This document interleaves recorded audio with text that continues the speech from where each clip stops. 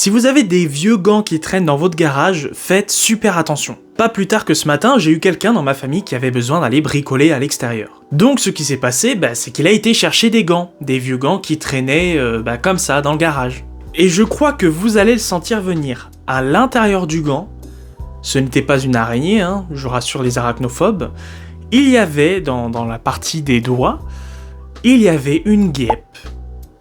Une reine guêpe germanique qui avait élu domicile. Mais le problème, c'est qu'il ne savait pas qu'il y avait une guêpe à l'intérieur. Du coup, il a enfilé le gant. Et là, aïe, ça a été très douloureux. Alors forcément, la guêpe est morte sur le coup parce qu'elle s'est fait complètement écraser par des mains. Mais par contre, elle a eu le temps de piquer avant. Et du coup, là, on a remarqué que très vite, le doigt, il s'est mis à quadrupler de volume.